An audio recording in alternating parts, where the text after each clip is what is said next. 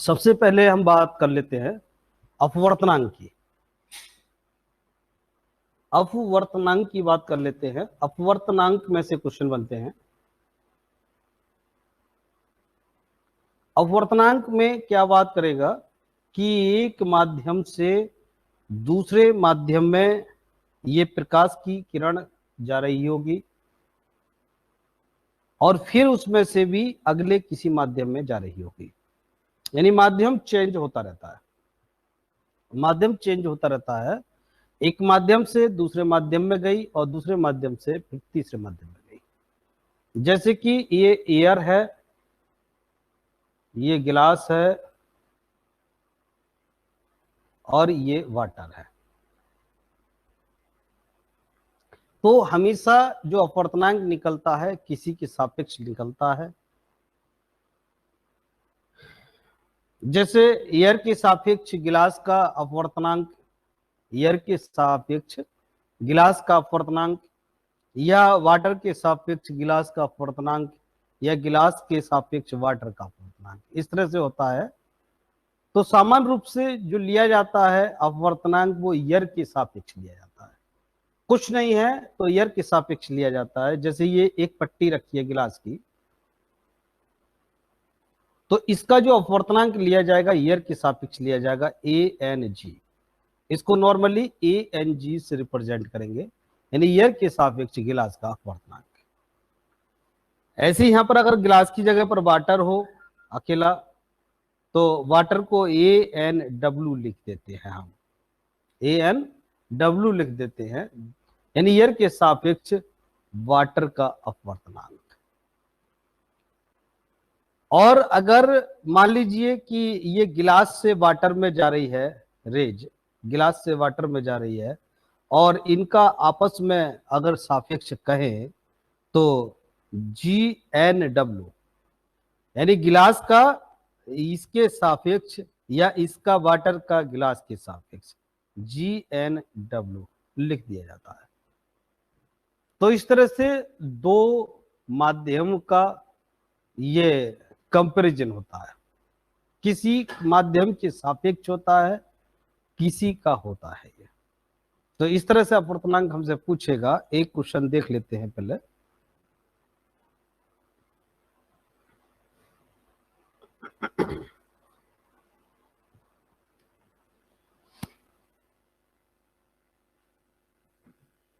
वायु के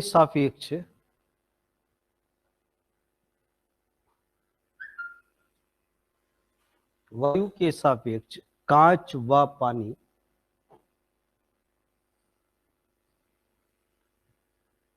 के अपवर्तनांक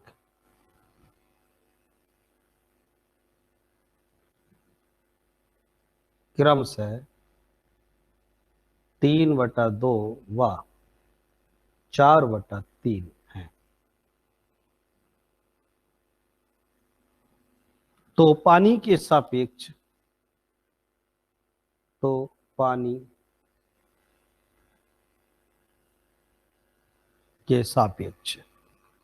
कांच का अपवर्तनांक ज्ञात कीजिए।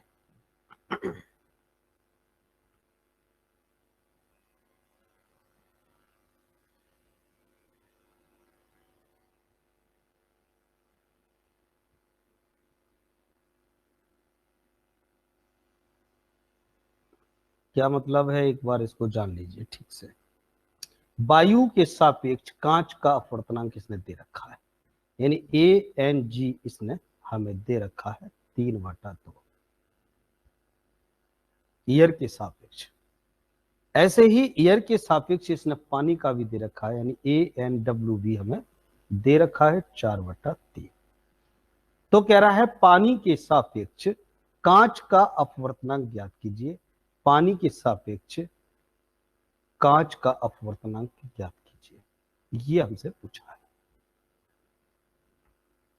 तो इस तरह से कभी भी कैलकुलेट करते हैं तो फॉर्मूला किस तरह से बनता है। अब जैसे ये पानी के सापेक्ष कांच का अपवर्तनांक है, तो पानी के सापेक्ष है ना कांच का, तो कांच का ऊपर लिया जाएगा, ANG ऊपर आएगा और ANW नीचे आएगा। यानी इधर वाला ऊपर आता है ANG/ANW, ये ईयर के सापेक्ष अपवर्तनांक हो जाएगा। ये हमें दे रखा है, ये 3/2 है और वटे ये 4/3 है। हमें मालूम है कि भिन्न पलट जाती है ऊपर जाने पर, तो ये 3/4 आ जाएगा। ऊपर हो गया 3 3 9, नीचे हो गया 8, कोई कटने का मतलब नहीं है, तो यही हमारा आंसर हो गया। वैसे बताएंगे तो पॉइंट में बता सकते हैं, 1 पॉइंट कुछ आ जाएगा ये। इस तरह से हम किसी का अपवर्तनांक कैलकुलेट कर सकते हैं। और देखिए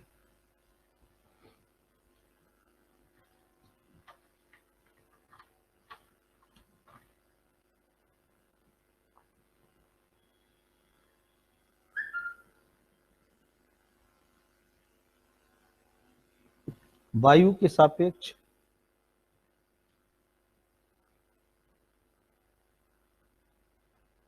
किसी द्रव का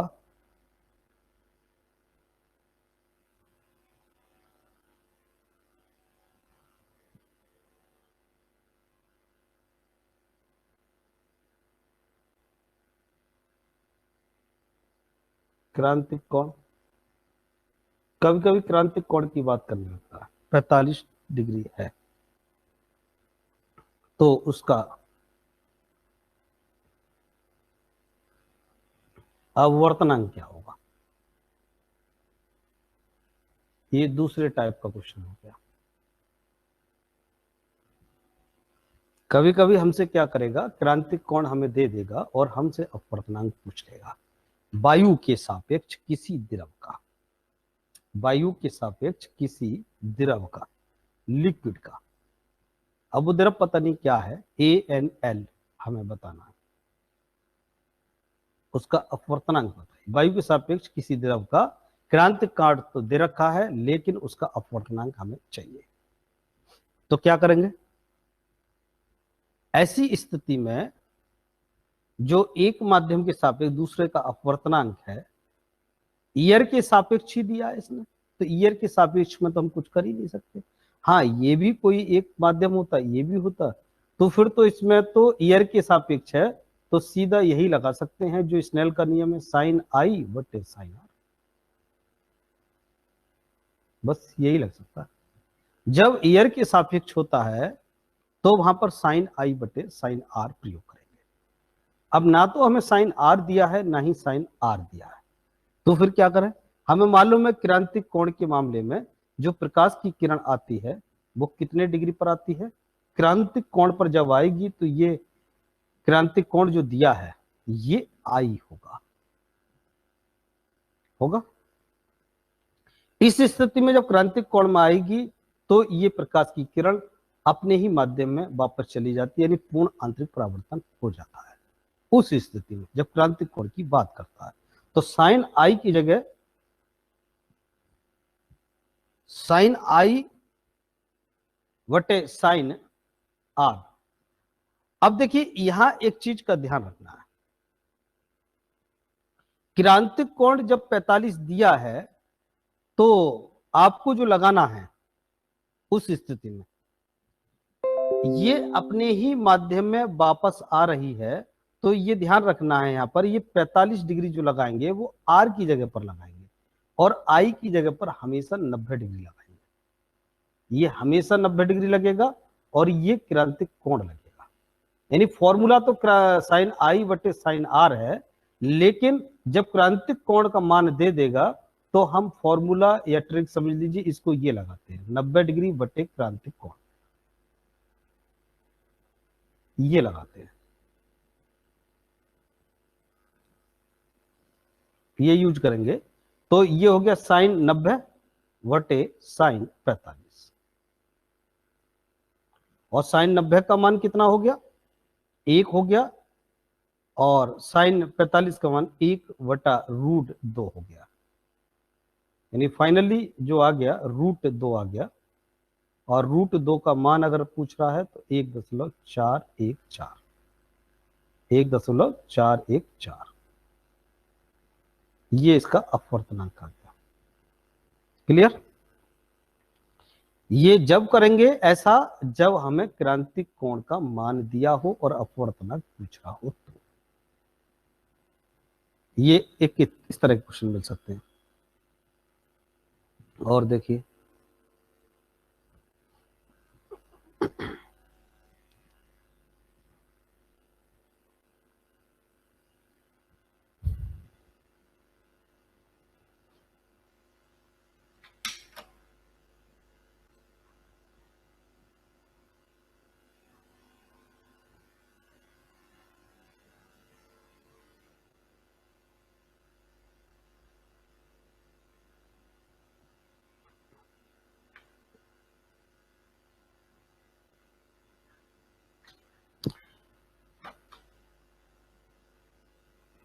एक प्रकाश की किरण,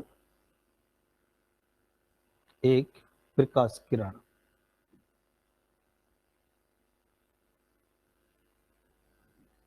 वायु से होकर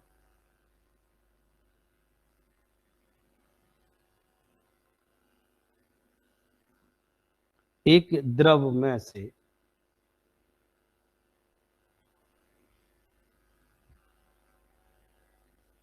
गुजरती है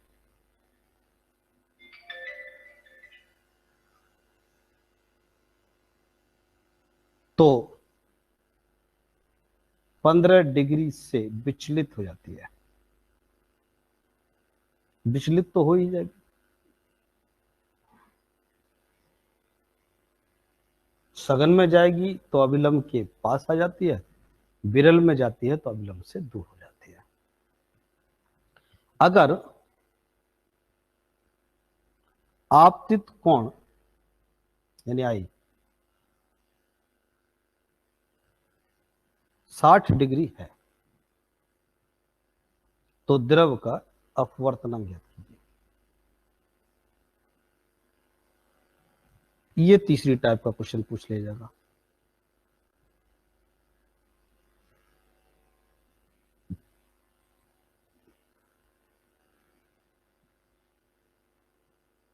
एक बार इसका बेसिक जान लीजिए। जैसे कोई ये द्रव है, प्रकाश की जो किरण आती है वो अविलंब से किसी कोण पर आएगी। ये इसने बता दिया कि 60 डिग्री पर आती है। ये क्या हो गया? आई हो गया, आपतन कोण। आने के बाद में ये अगर सघन में जा रही है तो अविलंब के पास आ जाती है, और अगर विरल में जा रही है तो अविलंब से दूर हट जाती है। वैसे ये सीधी जानी चाहिए थी ऐसे, लेकिन सीधी ना जा करके ये प्रकाश की किरण अविलंब के करीब आ जाती है, अविलंब के करीब आ जाती है। तो अविलंब के जो करीब आई, ये जो कोण है ये होता है आर। अविलंब से जो कोण बनेगा वो होता है आर। और ये जो कोण बच्चा, ये वाला जो विचलित हो गई, ये विचलन कोण है, डेल्टा विचलन कोण है। यानी आई बराबर जो होता है वो आर प्लस माइनस विचलन कोण होता है। अगर सघन में जा रही है तो आर में प्लस होके ये आएगा, और अगर दूर जा रही है तो फिर आर में से घट करके ये आएगा। तो हमें द्रव का अपवर्तनांक चाहिए इस कंडीशन में। तो क्या करेंगे? अपवर्तनांक का फॉर्मूला क्या होता है? एक माध्यम के सापेक्ष दूसरे माध्यम का जो अपवर्तनांक होगा, जब हमें नहीं दिया है माध्यम क्या क्या है, तो हम साइन आई बटे साइन आर स्नेल के नियम से अप्लाई कर देते हैं। कितने डिग्री पर आ रही है ये? आपतन कोण कितना है? 60 डिग्री। तो साइन 60, चूंकि यह क्रांतिक कोण नहीं दिया है तो अभी जैसे किया था वो यूज नहीं करेंगे, डायरेक्ट हम आई लगाएंगे। आपतन कोण दे रखा है, देखिए क्लियर, आपतन कोण आई कितना है? 60। अब आर हमें नहीं मालूम कितना है, आर नहीं मालूम है, कोई प्रॉब्लम नहीं है।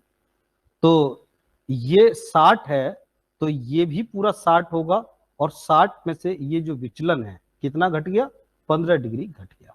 यानी 60 माइनस 15, ये कम होते ही तो ये रह गया 45 डिग्री। ये हमारा क्या बन गया? आर बन गया। हाँ, अगर ये दूर जा रही होती, सघन में जा रही होती, तो हम इसे दूर को कह, ये कह रहा था क्लियर वायु से एक द्रव में, तो द्रव का अपवर्तनांक तो ज्यादा ही होगा, सघन ही होगा कोई भी द्रव हो। हाँ, द्रव से वायु में जाती तो ये प्लस होती, ये 60 में हम 15 को प्लस कर देते, तो ये हो गया साइन 45। अब इनकी वैल्यू हम लगा देते हैं। साइन 60 का मतलब √3/2 और साइन 45 का 1/√2, उल्टा कर देते हैं इसको, √2/1। पलट दी हमने, बिन पलट दी, ये हमारी वैल्यू आ गई। अब इसको चाहे तो हम सरल कर लेते हैं, और इसको सरल कर लीजिए, निकाल लीजिए, कैलकुलेट कर लीजिए। √2 और √3 है ये, तो इसको काटने के लिए √2 की ऊपर नीचे गुणा कर देते हैं। ऊपर नीचे गुणा करने में देखिए कोई दिक्कत नहीं है, क्योंकि सेम गुणा कर रहे हैं। तो ऐसा जब करेंगे तो देखिए रूट से रूट हट जाएगा, रूट से रूट हट जाएगा, और हटने के बाद ये 2 रह जाएगा और ये कट जाएगा, तो फिर बचेगा √3/2, ये, और ऊपर नीचे दोनों पर रूट हो गया। यही हमारा आंसर है, यही आंसर दे रखा है। बाकी इससे और आगे कैलकुलेशन करनी है तो कर सकते हैं, पॉइंट में अगर आ सकता है। ये एक प्रिज्म वाला क्वेश्चन आ जाता है, एक उसे भी कर लीजिए।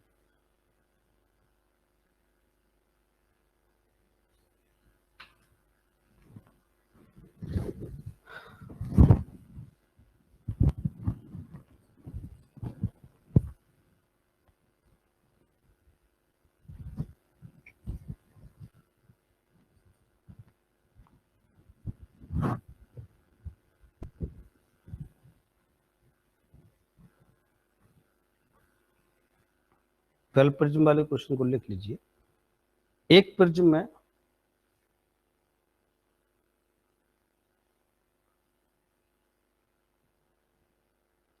जब आपतन कोण 50 डिग्री है,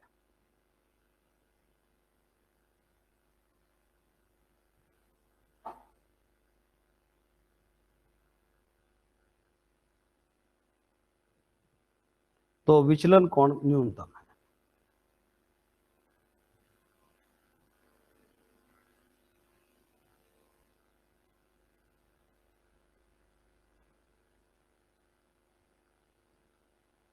तो विचलन कोण न्यूनतम है,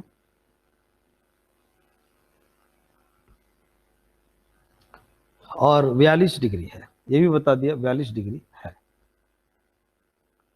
अपवर्तन कोण बताइए।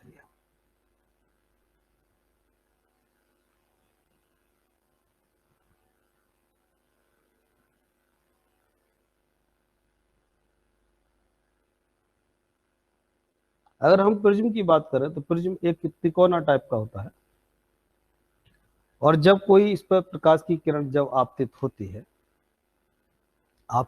है, तो ये जब एक माध्यम से दूसरे माध्यम में जा रही है तो जरूर विचलित होगी, जरूर विचलित होगी कहीं ना कहीं, और विचलित होगी, विचलन होने के बाद में ये वे बाहर निकल जाती है। जब ये बाहर निकलती है तो ये प्रकाश की किरण 7 रंगों में बट जाती है, तो मालूम है 7 रंगों में ये बट जाती है। तो यहाँ 7 रंगों से मतलब नहीं है, यह जो आपतन कोण है, आपतन कोण कितना, ये लंबवत होगी, ये आपतन कोण हो गया I। ऐसे यहां पर एक लंब डाल देंगे तो यहां पर भी ये R हो जाएगा। तो इस तरह से I और R के साथ यहां भी एक कनेक्शन बन जाता है। तो इसका एक फॉर्मूला लिख लीजिए, क्योंकि एक शब्द आ रहा है न्यूनतम विचलन कोण। ये जब भी न्यूनतम विचलन कोण आएगा तो एक फॉर्मूला लगाएंगे यहां पर।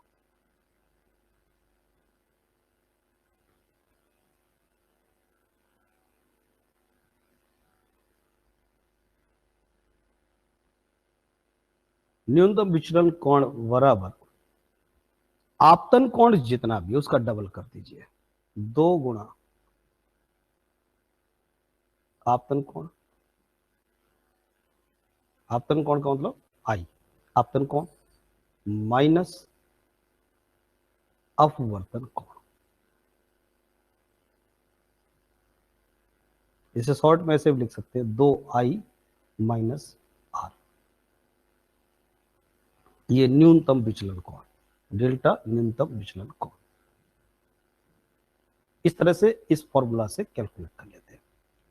तो आई हमारा कितना है, न्यूनतम, ये जो आपतन कोण है वो है 50, तो 2 इंटू 50 माइनस आर, अपवर्तन कोण हमें ज्ञात करना है, आर हमें ज्ञात करना है, और न्यूनतम विचलन कोण कितना है, जो कि 42 है, न्यूनतम विचलन कोण 42 है। तो ये 100 हो गया। जब ये आर इधर जाएगा तो आर बराबर 100 माइनस 42, 100 माइनस 42 घटाया तो 58 इसका आंसर हो गया, 58 डिग्री।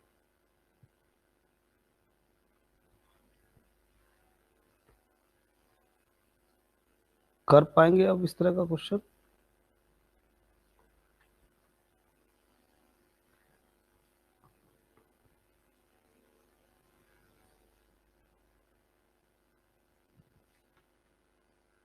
चलिए अब दूसरी चीज पर चलते हैं। तो ये तो हो गया अपवर्तन से रिलेटेड, अपवर्तनांक। अब हम दर्पण से रिलेटेड बात करेंगे, लिखिएगा।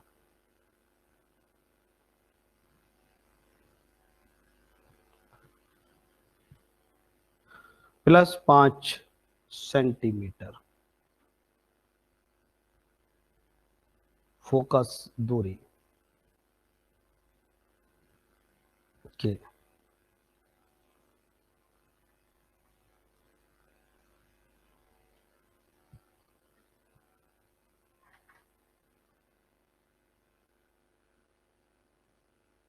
ये 10 कर लीजिए, 10 सेंटीमीटर, 10 सेंटीमीटर फोकस दूरी के एक उत्तल दर्पण से 5 मीटर की एक दूरी पर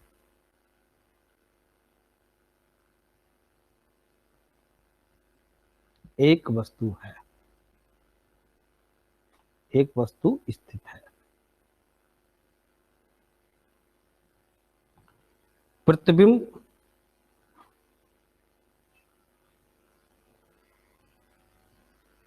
बनेगा, प्रतिबिंब बनेगा। क्या मतलब है? एक दर्पण है और वो भी उत्तल दर्पण है। दर्पण 3 तरह के होते हैं। एक तो समतल दर्पण होता है, जिसे यहाँ पर पॉलिश कर दी, जिसमें हम अपना चेहरा देखते हैं और हम यहाँ पर सामने खड़े हैं, तो हमारा प्रतिबिंब इसके अंदर बन रहा होगा।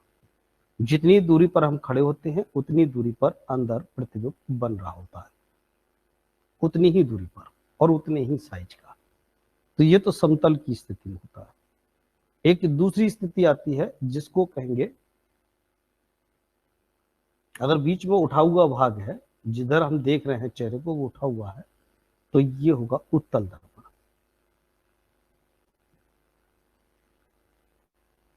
ये इसके सामने अगर कोई वस्तु रखी है तो इसका प्रतिबिंब बनेगा तो इसके अंदर, लेकिन कितनी दूरी पर बनेगा वो दूरी भी चेंज हो चुकी होगी और उसका साइज भी चेंज हो चुका होगा। दूरी और साइज दोनों चेंज हो जाते हैं उसी के अनुसार। एक तीसरी स्थिति और आती है,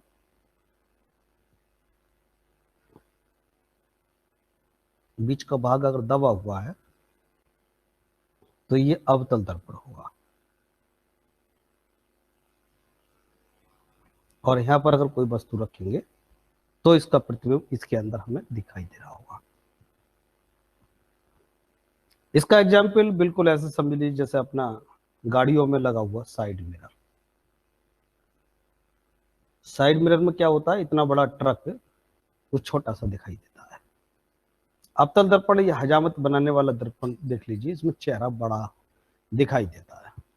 यह डॉक्टर दांत, नाक, गले के होते हैं, वो देखते हैं तो उनको अंदर बड़ा दिखाई देता है।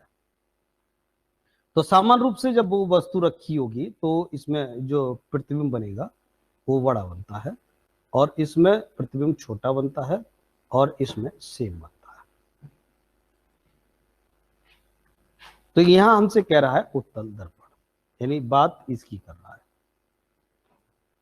तो फोकस दूरी का मतलब क्या है, ये जो अगर इसको पूरे को गोला बनाए तो इसकी कहीं ना कहीं केंद्र बिंदु होगा, और जो केंद्र बिंदु होगा इसकी जो त्रिज्या बन रही है ये वक्रता त्रिज्या मानी जाती है, और इसके आधे को फोकस दूरी कहते हैं। तो वक्रता त्रिज्या का आधा फोकस दूरी कहलाता है। तो यहाँ फोकस दूरी हमें दे रखी है F, और कह रहा है 5 मीटर की दूरी पर एक वस्तु रखी है, ये दूरी 5 मीटर है, ये दूरी 5 मीटर है। तो जो वस्तु की दूरी होती है, एक तो यही चीज हमें पता होनी चाहिए, वस्तु की दूरी होती है, इसको हम u से दर्शाते हैं, u मान लेते हैं, और जो इसके अंदर प्रतिबिंब बनेगा उसको b मान लेते हैं। मान लीजिए प्रतिबिंब इधर बन रहा है तो इसको v मान लेते हैं। ये होता है इसकी पोजीशन। इसके यहां से जहां पर ये अक्ष इसकी टच करती है लेंस को या दर्पण को, ये P ध्रुव माना जाता है। तो ध्रुव से लेकर के वस्तु जितनी दूरी पर है वो तो हो गया u, और ध्रुव से जितना ये प्रतिबिंब बन रहा है वो हो गया v। तो u और v का यहां पर खेल चलता है। u हम जो यूज करेंगे, u हमेशा निगेटिव लेते हैं, ये ध्यान रखना है कि u हमेशा निगेटिव में लेना है आपको, हमेशा, और b हमेशा पॉजिटिव में लेना है। तो ये कहीं नोट कर लीजिए कि u हमेशा, एक तो ये बात ध्यान रखनी है कि u हमेशा नेगेटिव में रहेगा और b हमेशा पॉजिटिव में रहेगा। एक बात ये हमेशा ध्यान रखनी है।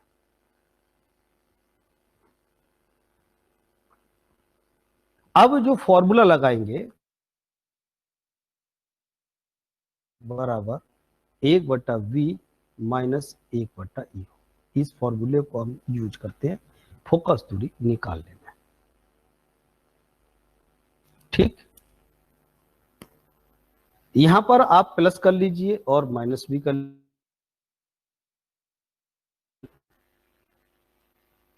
अब हम इस फॉर्मूले को यहां पर अप्लाई करते हैं। जब भी दर्पण की बात करेगा, दर्पण की बात करेगा, आप यहां पर प्लस यूज कीजिए, और जब भी लेंस की बात करें तो यहां पर माइनस यूज कीजिए। तो यहां कभी दर्पण यूज करेगा, दर्पण का मतलब है एक साइड में पॉलिश होती है, ये शब्द जरूर देखेंगे दर्पण को, और एक साइड में पॉलिश नहीं है, दोनों साइड ब्लैंक है, सिर्फ ऐसे ही है उठा हुआ। यानी लेंस के मामले में इस तरह का एक और इसमें चिपक जाता है, दूसरी साइड से इस तरह से बन जाता है, तो ये लेंस बन जाता है, इस तरह से बन जाता है। अगर ये बीच में ये दबा हुआ है बीच में, तो ये अवतल लेंस होता है ये, और अगर बीच में उठा हुआ है तो ये उत्तल लेंस होता है। तो लेंस की बात करें तो आप यहां पर माइनस लगा दीजिए, और जब दर्पण की बात करें तो इसी फॉर्मूला में आप प्लस लगा दीजिए। एक चीज और हमें यूज करनी पड़ेगी, फोकस दूरी जब भी हम लगाएंगे, ये दूसरी चीज हो गई फोकस दूरी का फॉर्मूला। फोकस दूरी जब निकल के आएगी तो लेंस के मामले में, लेंस के मामले में जब भी आएगी तो या तो पॉजिटिव या नेगेटिव, या तो दी हुई होगी या हम कैलकुलेट करेंगे। तो उत्तल की हमेशा पॉजिटिव अप्लाई करेंगे और अवतल में हमेशा नेगेटिव अप्लाई करेंगे फोकस दूरी। दर्पण में कुछ नहीं है।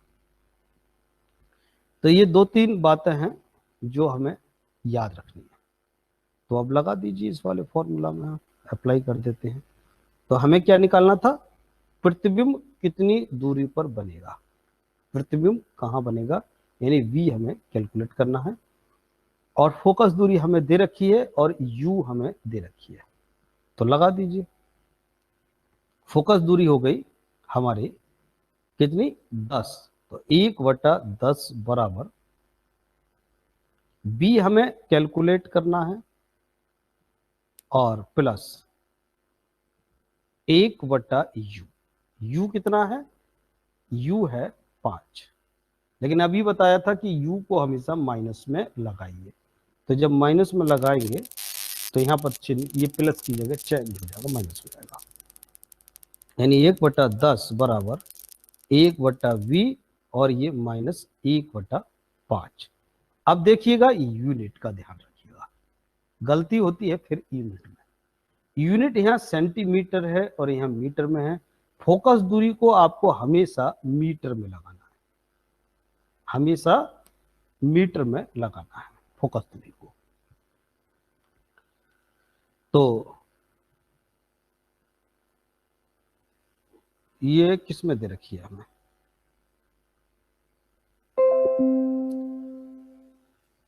तो या तो यहां तो कैलकुलेशन ही करनी है हमें मीटर में, या तो इसको चेंज कर लीजिए या इसको चेंज कर लीजिए।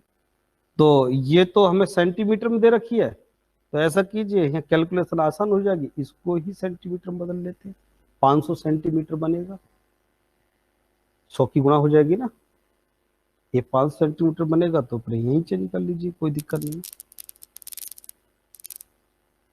तो ये हमारा आंसर सेंटीमीटर में आ जाएगा, ऑप्शन भी सेंटीमीटर में दे रखा है।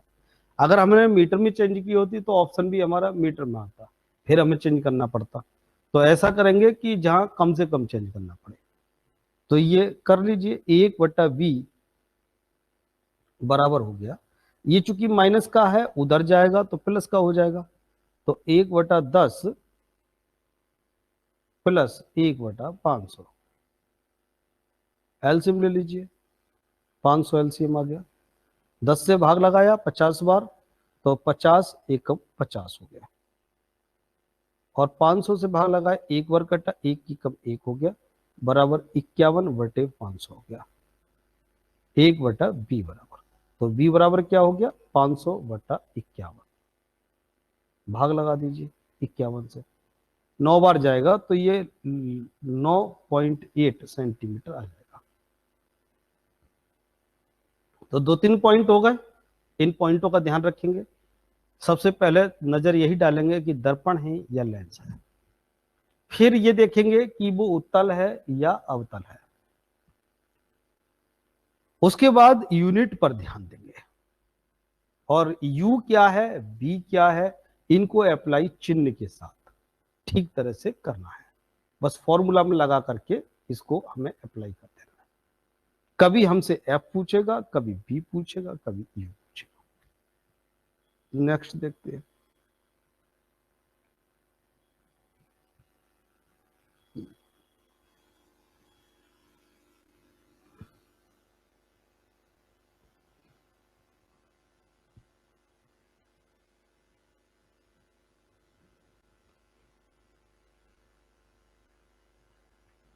एक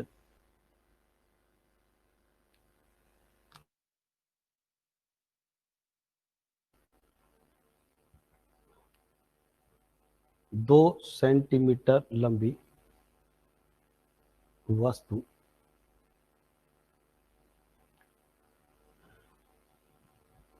10 सेंटीमीटर फोकस दूरी वाले अवतल दर्पण से 15 सेंटीमीटर की दूरी पर रखिए।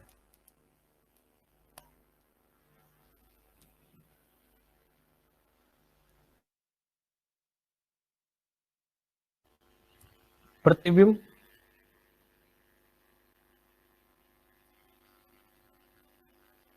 दर्पण से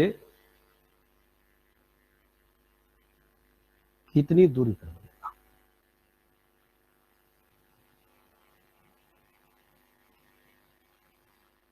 कोशिश कीजिए करने की। वही चीज है सब कुछ, हमने एकदम से नजर डाला, अरे दर्पण है, अवतल है, यूनिट सबकी सेम है, कोई प्रॉब्लम नहीं है। अब कोई प्रॉब्लम नहीं है, सब कुछ हो जाएगा।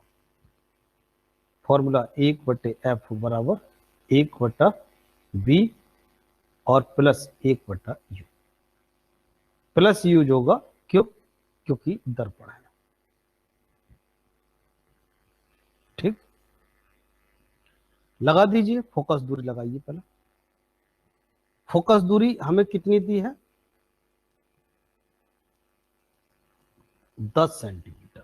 तो 1/10, फोकस दूरी 1/10 हो गई।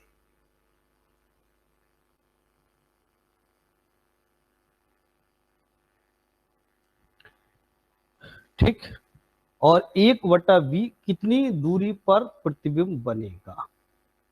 कितनी दूरी पर प्रतिबिंब बनेगा, ये हमसे पूछा है।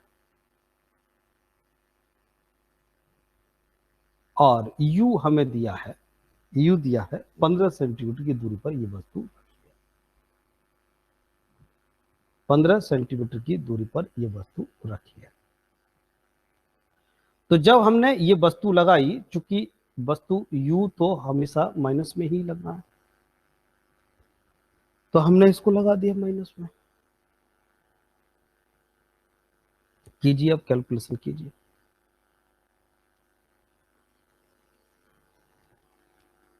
1/v बराबर 1/10 जो का त्यों है, ये माइनस प्लस माइनस हो गया, जब दूसरी तरफ जाएगा तो ये प्लस का हो जाएगा, प्लस का 1/10 हो जाएगा।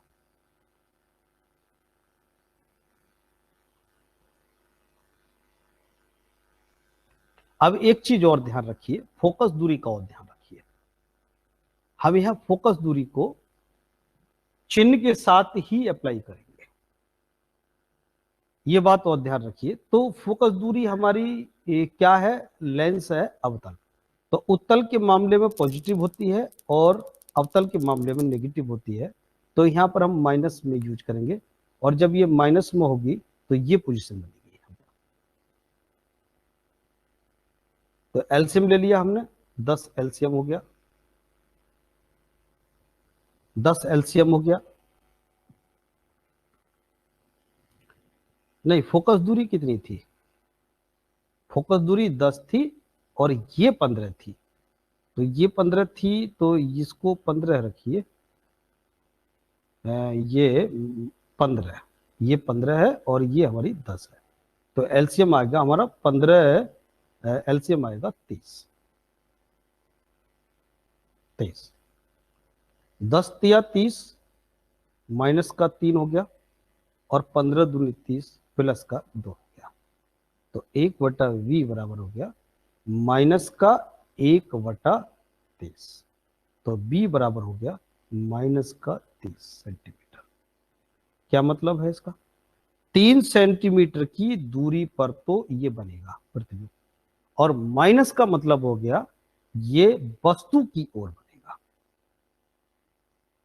ये माइनस होते ही इसका मतलब हो गया वस्तु की ओर बनेगा।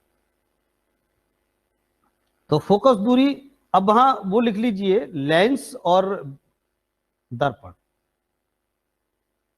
ये दोनों जगह काम करेगी। ये फोकस दूरी अपने चिन्ह के साथ ही अप्लाई करनी है, ये दोनों में। ऐसे यू चिन्ह के साथ ही अप्लाई करना है। और देखिए,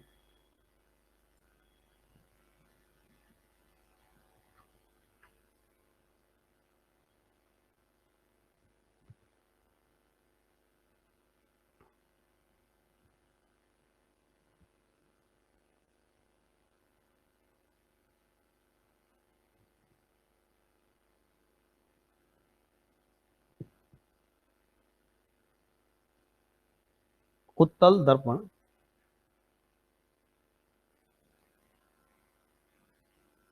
से 40 सेंटीमीटर दूर रखी वस्तु का प्रतिबिंब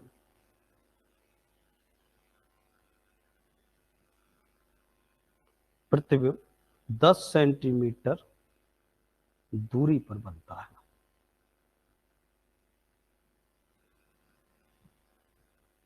फोकस दूरी याद कीजिए,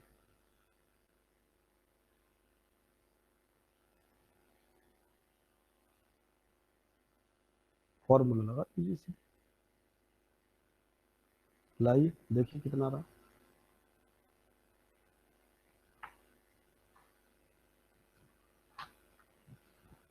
कितना आ गया? ठीक, 13.3 आ जाएगा आंसर, 13.3 आ जाएगा। 1/f बराबर, एफ तो हमें कैलकुलेट करना है, 1/b, और b कितना है? प्रतिबिंब बनता है 10, 1/10, और ये हमेशा माइनस में लगानी है u। वस्तु रखी है 40 सेंटीमीटर पर, 1/40, एलसीएम ले लिया हमने 40, 10 से काटा, 4 बार कट गया, -40 से एक बार, बराबर 3/40। तो फोकस दूरी हो गई 40/3, काट दिया, 3 एकम 3 और 3 तिया 9 और 3 तिया 9, 13.33 सेंटीमीटर कैलकुलेट हो जाएगा।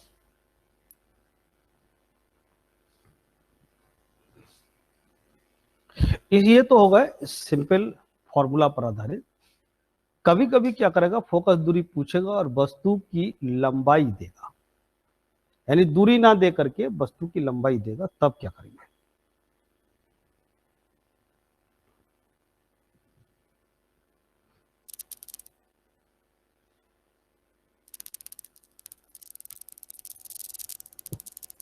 एक 30 सेंटीमीटर फोकस वाले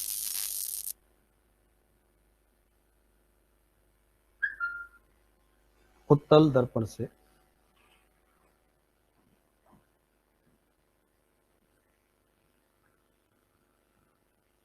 जो प्रतिबिंब बनता है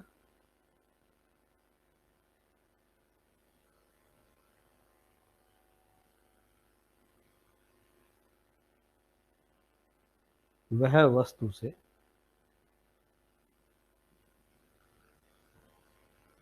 एक बटा चार नाप का है। वस्तु से दर्पण की दूरी बताइए।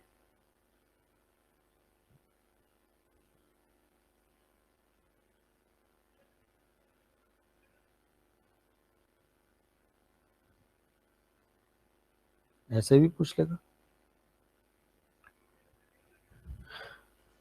वस्तु का माप और प्रतिबिंब का माप दिया जाता है इसके अंदर, तब क्या करेंगे? तो एक फॉर्मूला m बराबर -v/u लगाएंगे, v/u, m बराबर v/u। b क्या हो गई? b क्या कह रहा है ये? वस्तु से 1/4 नाप का है, वस्तु से 1/4 नाप का है, यानी वस्तु एक है और 4 उसका प्रतिबिंब है। वस्तु एक है और प्रतिबिंब 4 है, तो क्या हो गया? ये 1 है और ये 4 है, 1/4 हो गया। यहीं पर इसको अनुपात जो बनेगा वो अनुपात सेट कर देंगे। तो 1/4 क्या बना? 1/4, ये वाली चीज 1/4 हुई। तो इसमें b बराबर क्या हो जाएगा? b बराबर हो जाएगा -u/4। ये 4 को ऐसा बना देते, कंफ्यूजन हो रहा है। ये हो गया, ये चीज आपकी कैलकुलेट हो गई b। जब b आपकी कैलकुलेट हो गई तो हम इसको इस वाले फॉर्मूला में अप्लाई कर सकते हैं।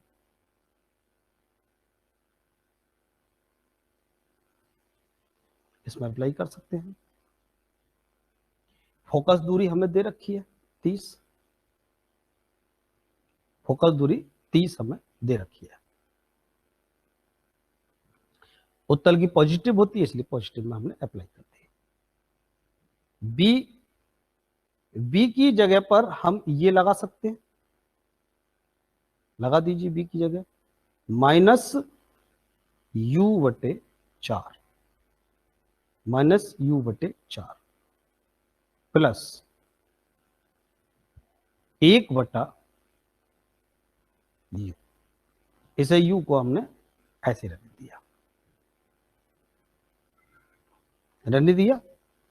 अब हमें क्या निकालना है, u की वैल्यू ही तो निकालनी है हमें। u की वैल्यू निकाल लीजिए इसमें, ये माइनस का u, इसमें एलसीएम ले लीजिए। u एलसीएम आ गया, 4 में से 1 घटाया 3, तो u बराबर हो जाएगा 30 × 3 बराबर 90 सेंटीमीटर। तो इस तरह से हम वस्तु के माप से भी हम फोकस दूरी भी कैलकुलेट कर सकते हैं और हम वस्तु की दूरी भी बता सकते हैं। चलिए एक और देख लीजिए।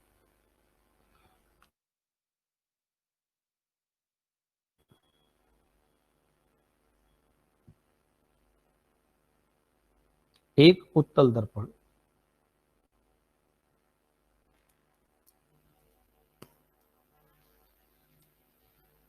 में दूरी पर रखी वस्तु का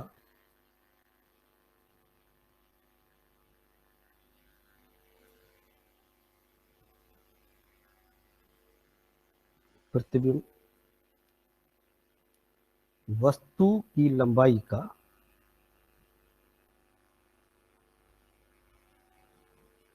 आधा है।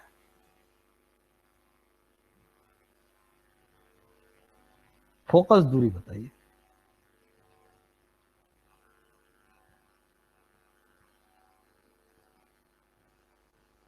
आ गया वैसे ही क्वेश्चन। तो m बराबर फिर वही -v/u, -v/u। और ये कितना दे रखा है, आधा, 1/2। यानी ये चीज हो गई हमारे सामने। तो जब ये चीज हो गई तो हमें फॉर्मूला लगाना है 1/f बराबर 1/v और प्लस 1/u। ये फॉर्मूला अप्लाई करना है। तो फोकस दूरी हमें कैलकुलेट करनी है और हमें क्या करेंगे, अब इसको तिरछी गुणा कर लीजिए, तिरछी गुणा कर लीजिए। तो b हमें निकालना क्या है, फोकस दूरी निकालनी है। और दर्पण से 25 मीटर की दूरी पर यह वस्तु रखी है। तो वस्तु हमें दे रखी है 25 सेंटीमीटर, u हमें दे रखी है,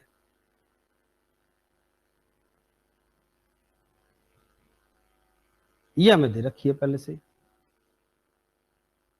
और b हमें कैलकुलेट करनी है। b नहीं, b भी दे रखी है। b हमें यहां से लगा दीजिए, b यहां से लगा दीजिए। तो जब b लगाएंगे तो v बराबर आ जाएगा, ये 2 से 2 बार काट दीजिए इसको, तो v बराबर आ जाएगा 2 सेंटीमीटर। तो लगा दीजिए 1/2।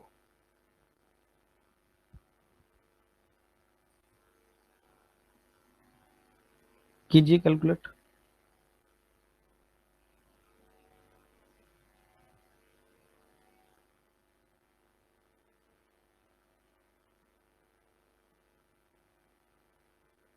कितना आ गया,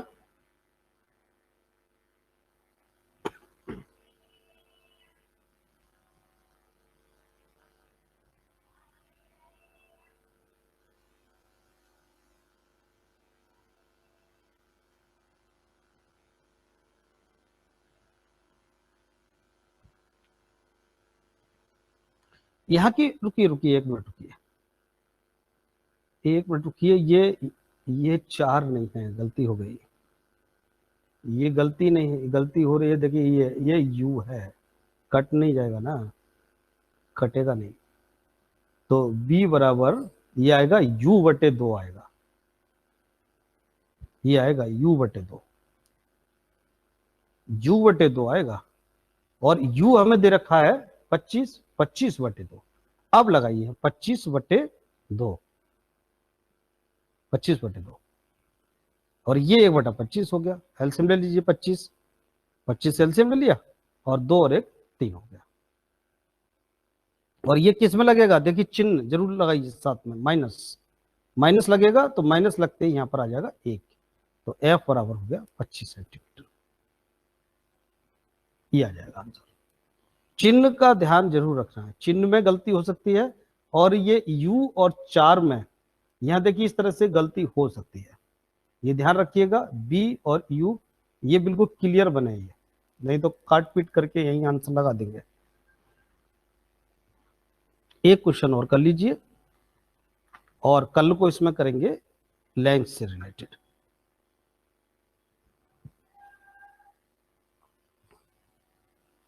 एक उत्तल दर्पण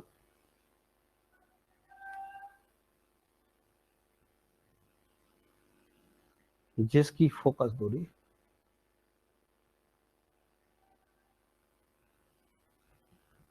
30 सेंटीमीटर है,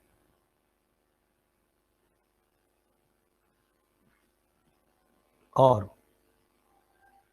1/5 व मान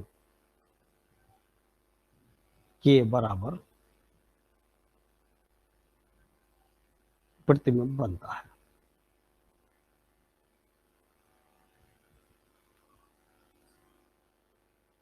बनता है दर्पण से वस्तु की दूरी क्या होगी?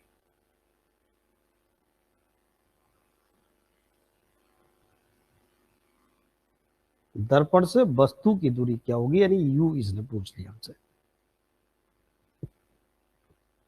1/5 बनता है, तो वही अपना m बराबर -v/u बराबर 1/5 है ना, तो 1/5 ये हो गया।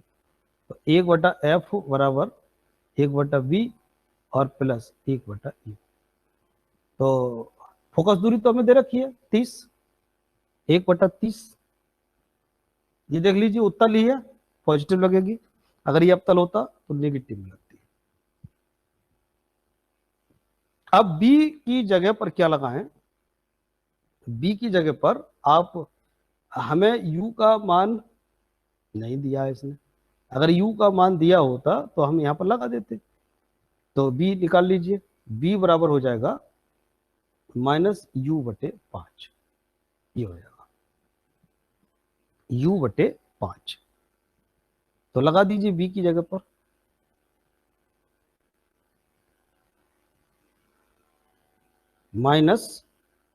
-u/5 और प्लस, अभी मान नहीं आया इसका, 1/u, 1/u एलसीएम आ गया, u एलसीएम आ गया, और 5 और 1 चूंकि ये माइनस का है तो माइनस का 4 बचेगा। तो u बराबर हो गया 3 चौक 12, 120, u बराबर हो गया 120। 120 किस में आएगा? माइनस का आएगा। तो वस्तु की दूरी क्या होगी? 120 होगी वस्तु की दूरी।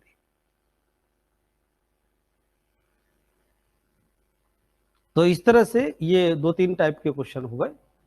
कल को लेंस लेते हैं, आप मैथ के प्रोग्राम पे आइएगा।